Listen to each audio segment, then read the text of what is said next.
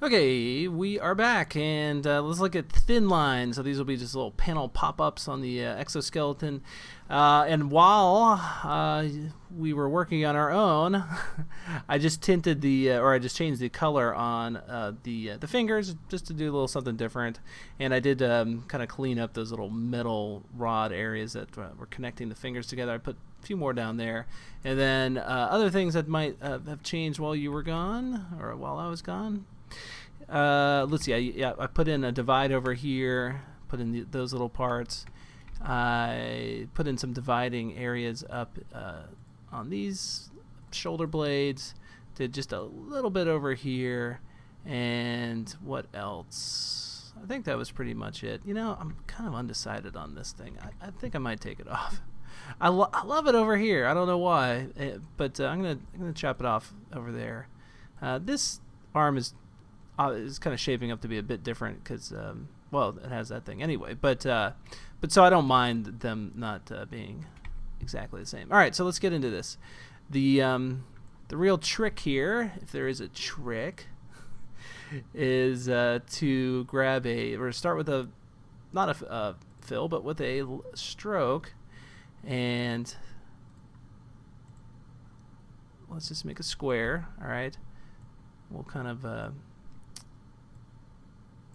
conform to the existing shape that's making it up, existing polygon. You don't have to. I mean, you can change this any way you want. You could do something like that. But for this part, I'll just make it be kind of a half polygon that we've got. And then let's consider our light source. Okay, so it's a little brighter over here. Let's make this be, well, the brightest one we've got. It's already at, so let's change this one then to being just a shade lower. I guess it's kind of hard to see that, so let's go and make it that one right there. And if I zoom in on this, I don't feel like I'm seeing it at all. Let me put this up. I'm going to put all of them up at 1. And okay, it is a little bit less bright. Now, then the opposite side, let's make them darker. Okay, so I'm going to make them darker than the color that they are on. Okay, and look at that. Looks like a little thing that's popping out, huh? So let's convert lines to fills. All right, so we kind of commit to it in a sense, and then, oops, then let's just grab it. Here, I can just grab on the layer, and we'll just call this panel 1. Okay. And if you want, you could even copy and paste it right on top of itself, and you can kind of get away with at least a 1 pixel nudge for kind of each one you have. If you zoom in on it, that might not look that good. It doesn't look that bad either, but you see you get that thing happening. But it does give you, you know, at this zoom level, kind of the impression that it's just a little bit more dimensional than it was before. So, but I'll just leave it like that. I think that's fine. And then you can, of course, do something similar right below it. Anywhere else, I mean, let's see how this looks.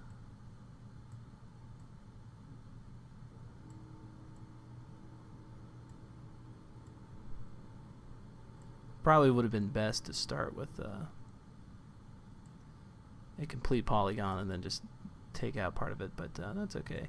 Alright, so same thing. We'll just shade it identical to what we had before, or somewhat identical, because this one's actually a little lower. Probably be receiving slightly different light. And then I guess I'll just go with that same. Oh. I think the reason this works is the impression you get is that this is probably some sort of shadowing, as well as maybe, I don't know, as well as nothing, just shadowing. Alright, just break it apart, and we'll just call this panel 2. Let's see how it looks. And potentially, I feel like you could put these lines almost everywhere in this piece. I mean, yeah, you could overdo it, but That's possibly better than underdoing it. Okay. And you don't always have to make them squares or, panels or whatever. These could just be simple lines coming through here. So for example, you could just do something like this. And this line I would probably have to tuck underneath the light source over here, because right now it's on top of it, so it looks a little weird with that kind of going off into no man's land, but there we go. And of course you can change the you don't have to flow with what you had before necessarily. Let's see. For this, you could always try, let's break it apart, make it a fill, and then just taking an area down like that.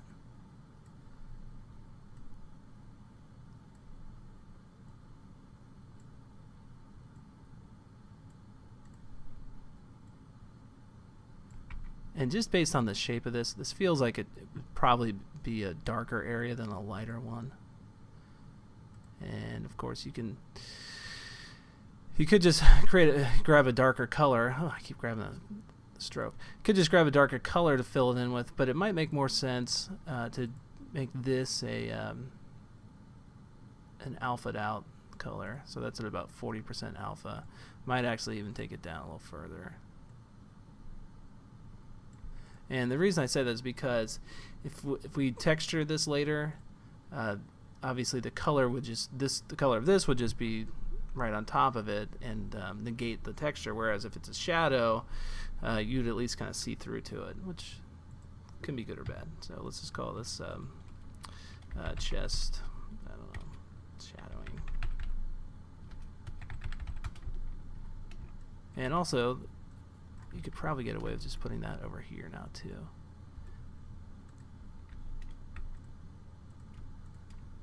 Same thing for these guys.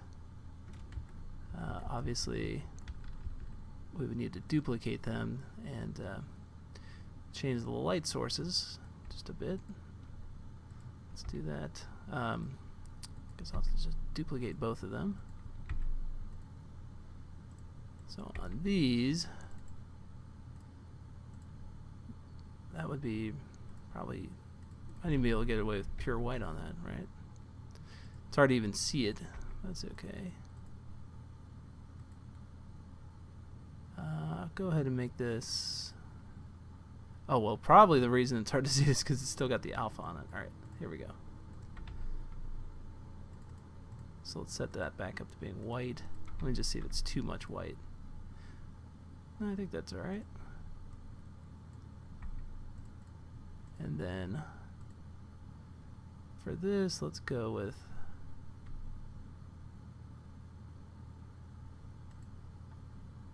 that yellow, and we'll just bump it up to 100% bright.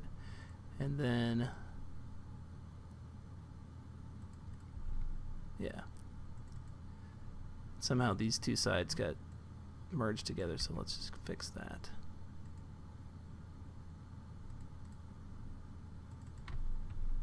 Let's take a look. Yep, looks about right to me. This panel now kind of gives you the impression that it's inset, not extruded. But let's go ahead and give it the same colors as the other one. I'm just going to copy this shape and put it, and then just put it in here.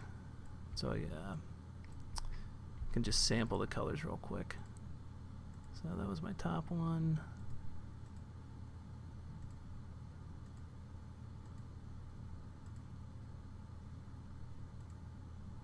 Oh wait, this is reversed.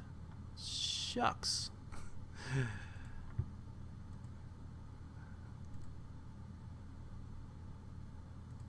So then that was the bottom. I'm so confused. Oh, whatever. Yeah.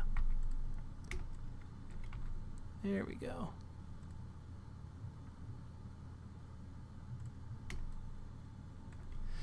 Okay, let's do some of that over here as well, and you'll probably get sick of watching me do this after a while. So we could potentially make this a rather short video and think you'd be. I think once you got it, you got it. So you don't have to watch me do every one of these panels. Let's see. Should we make it? It's probably too many sides. Let's go ahead and set this to being just 6.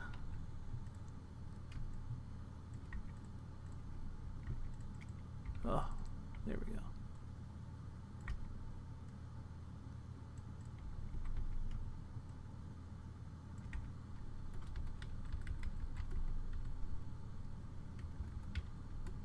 Try to get that just in that perfect spot. I'm not sure I have it. I need to adjust the scale a little. There we go.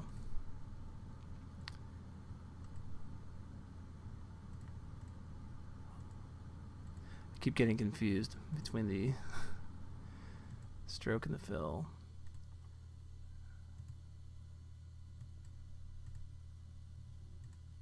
And I did it again. Right after I said I keep getting confused. That's part of the problem. There we go.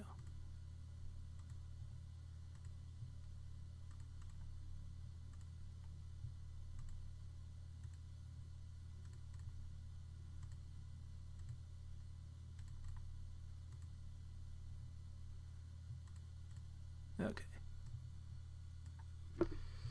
I'm going to convert lines to fills and panel 3, right? Is that what we're up to?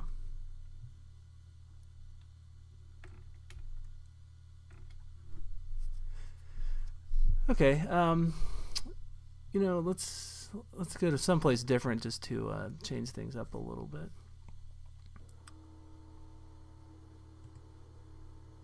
In fact, let's do something a little bit different. Let's just worry about playing with some just some lines in general, and you know, we could always figure out some place to put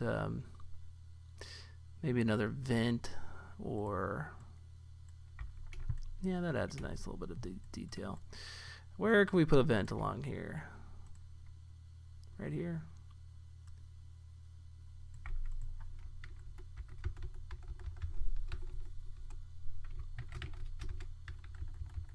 And we have already done this recently with the that stuff, so let's take a drastically different approach, but let's at least do something somewhat different. We could let's see,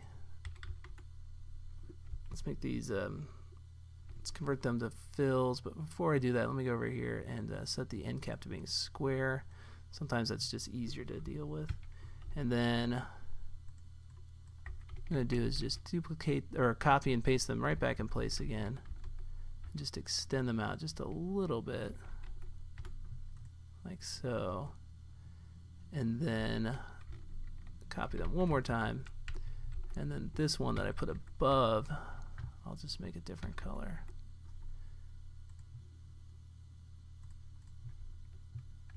So it's not a big change, but I think it does show. Maybe even try it with a slightly different color. Subtle might be a little bit better. And once you get those in place, call them vent.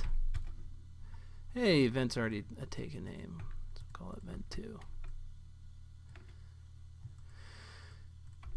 And this could be some nice little detail all over the place. I mean, other places like over here.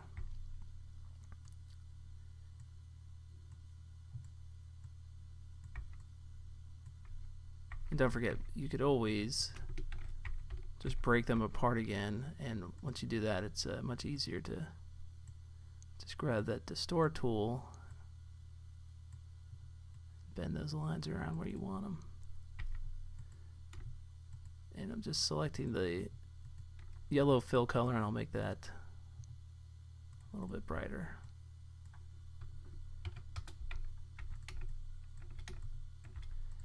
And that's, I mean, it's even something that you don't even have to go full black on. You could always just tint it down, do something like this, and then it doesn't really translate so much as a vent as just some sort of you know, area that's got a bit of texture to it. I just duplicating that to see what it looks like with two alpha out versions of that shape on there, and it does just kind of blur it in an interesting way. Not sure if it's worth keeping, but so that's something else to play with. And yeah, like I was saying, you can add these little panels just all over the place, and I guess I'm gonna do that kind of on my own time here, as to not bother you guys. But yeah, it'll be interesting to see what you guys come up with. Try lots of different shapes, polygons, things like that, and with a mind toward kind of keeping some contours of the same shapes that you have.